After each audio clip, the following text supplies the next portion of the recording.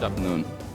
Thank you very much, dear friends and colleagues. Thank you very much to the Marmara Group Foundation for organizing this very important summit and for possibility to speak at this summit on behalf of Russian Diplomatic Academy. That's an honor and privilege. So I know you all are very tired and waiting for lunch, so I'll try to be as brief as possible. But I have some important points to make. These days, as you all know, we mark the very important anniversary of the 80th years of the great victory in the World War II, when Allied armies, including the final stage Turkey, and of course the Soviet Union, United States, United Kingdom, have defeated the unspeakable evil of Nazism and fascism forever. And while today we see some attempts, well, to rewrite history and to state that there were some good Nazis and bad Nazis, surely these attempts shall fail and they will fail. And 8 decades ago, the victors in this world war built a system that was maybe an imperfect one, but that was quite an effective one. The system based on the leading role of United Nations on international rule. And this system has prevented the World War III and prevented the nuclear confrontation and helped us to come closer to the stability and to the peace and to the dialogue. But unfortunately, 8 decades from this great victory and from this great date, the whole international system is in great danger.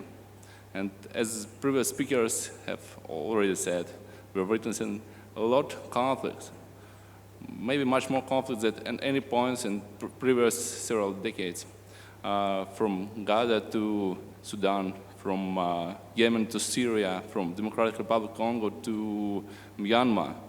And of course, there is a conflict in Ukraine that could have been prevented through dialogue, but this dialogue failed, unfortunately.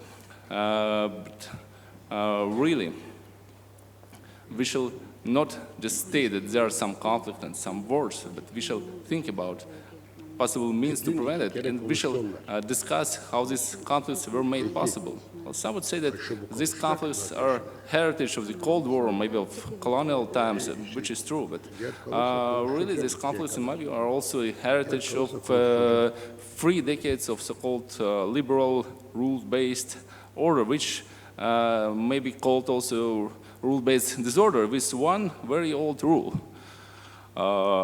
Weak suffer what they must, and strong take what they can. And we've seen a lot of examples of this rule in different regions, from Balkans to the Iraq, when international law and United Nations Security Council resolutions have been consistently ignored. Now we pay the price. And definitely Russia and other great powers of Eurasia and the world are making a lot of constructive proposals to help to move forward. We're glad that United Nations are focusing more on their domestic problems. There are many domestic problems, and maybe on some mediation in international conflicts. And definitely, in terms of Eurasian security, I would agree with the proposals of President Vladimir Putin made last year, who said that this year, 2025, will mark the 50th anniversary of another great event, of Helsinki Agreement. They were signed to build a system of international security in Europe, but this system doesn't exist.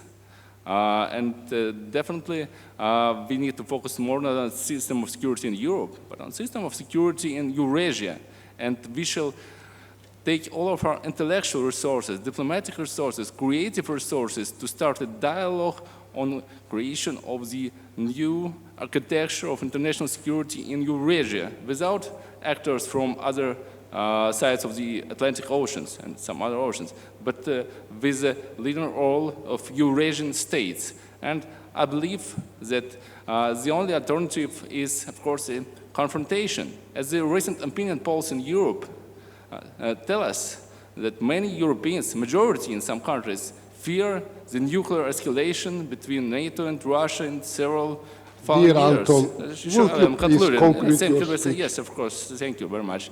And definitely we need to move forward, and definitely we need to take all our resources, all our energy to build this new architecture. And as Mustafa Kemal Atatürk once said, the greatest war is a battle against ignorance. So we need not to sit and watch this conflict emerge. We need to focus on solution and to focus on dialogue, scientific, academic, diplomatic dialogue, to find the long-term solutions for this conflict, to build new system, to build new architecture of security. Thank you for your attention. Thank you so much for your kind speech, dear Anton.